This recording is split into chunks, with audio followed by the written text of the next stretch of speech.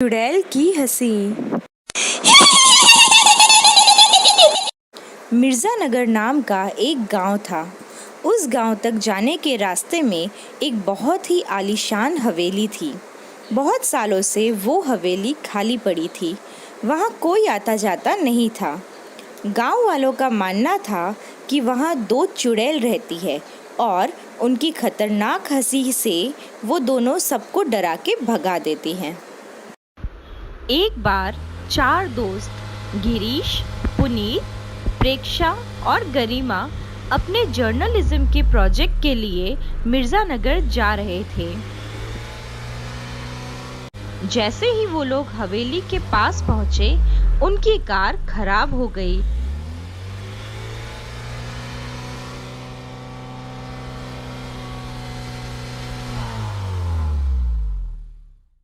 अरे पुनीत, क्या हो गया?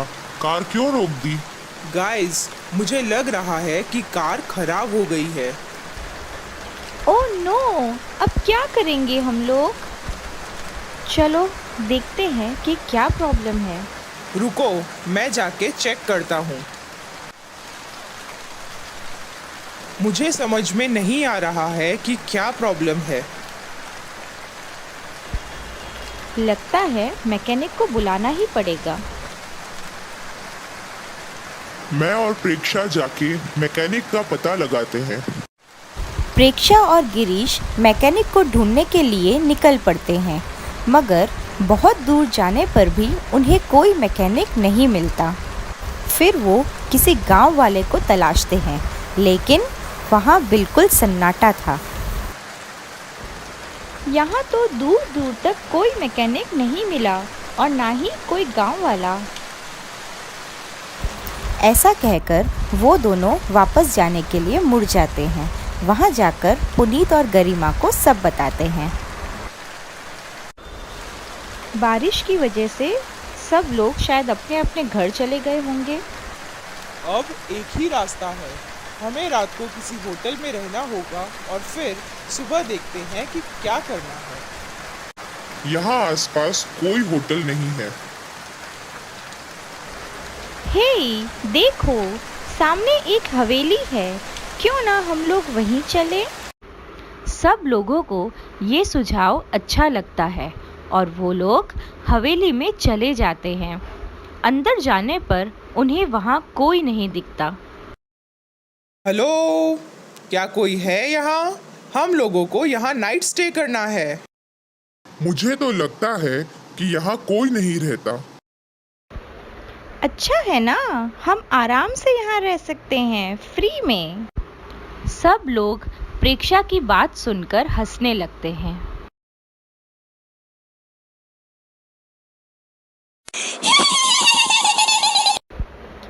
ये आवाज कैसी थी?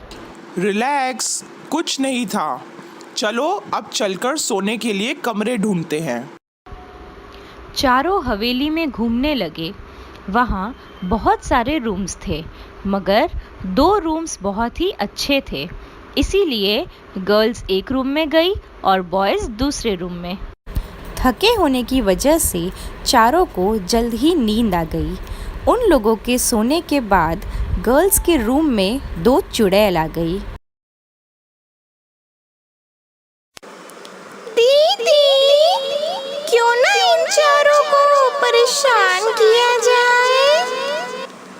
हाँ, बड़े मजे से सो रहे हैं और वो भी हमारी हवेली में। चलो इन लोगों को मजा चखाया जाए। छोटी चुड़ैल प्रेक्षा के पास गई और उसके पैरों पर गुदगुदी करने लगी। गुदगुदी की वजह से प्रेक्षा हंसने लगी।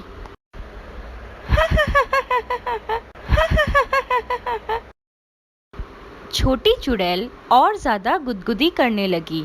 अब प्रेक्षा उठ खड़ी हुई। गरिमा, गरिमा, उठो, क्या तुम मुझे गुदगुदी कर रही हो? गरिमा।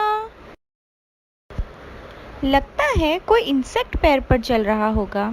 रहने देती हूँ, सो जाती हूँ फिर से। अब वो छोटी चुड़ैल गरिमा को परेशान करने के लिए उसके पास चली गई और उसके बाल खींचने लगी। दर्द होने की वजह से गरिमा उठ गई। उसने अपने आसपास देखा तो कोई नहीं था, सिर्फ प्रेक्षा थी जो कि सो रही थी। गरिमा को लगा कि शायद ये उसका वहम है, इसीलिए वो फिर से सो गई। इसके बाद छोटी चुड़ैल ने फिर से उसके बाल खींचे और जोर से हंसने लगी। हंसी सुनकर गरिमा उठ गई। लगता है ये प्रेक्षा मेरे साथ मजाक कर रही है। प्रेक्षा, क्यों मुझे परेशान कर रही हो? मैंने कुछ नहीं किया, मैं तो सो रही थी। तुमने मुझे गुदगुदी करके परेशान किया है। नहीं, मैंने ऐसा कुछ नहीं किया। लगता है हम दोनों सपना देख रहे थे। चलो अब सो ही जाते हैं। छोटी चुड़ैल अब लड़कों के रूम में चली गई। उसने गिरीश की उंगली ली और उस पर जोर से काट दिया। दर्द की वजह से गिरीश उठ गया और चिल्लाने लगा। क्या हो गया? किसी ने मेरी उंगली पर काट दिया। कौन हो सकता है? तुमने ही नींद में खुद अपनी उंगली चबा दी होगी। चलो सो जाओ। दोनों फिर से सो गए। अब चुड़ैल पुनीत के पास गई और उसके ऊपर ठंडा पानी डाल दिया।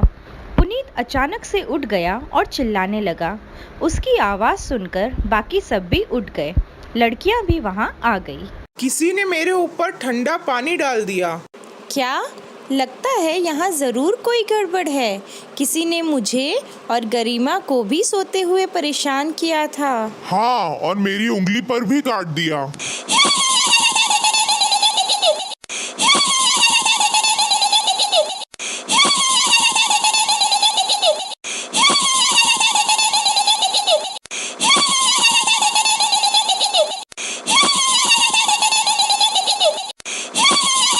कौन हो तुम और हमें क्यों परेशान कर रहे हो?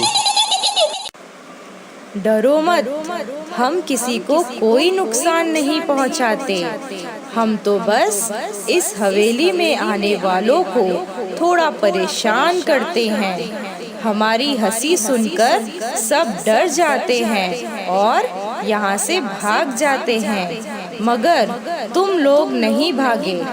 हमारे बारे में डरावनी कहानियाँ सुनकर यहाँ कोई नहीं आता, इसीलिए हमें आज बहुत अच्छा लगा कि इतने दिनों बाद तुम सब यहाँ आए हो।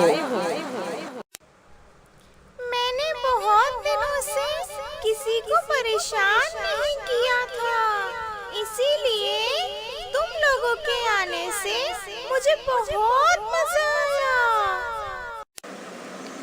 तुम जब तक यहाँ रहना चाहो रह सकते हो, हम तुम्हें कुछ नहीं करेंगे।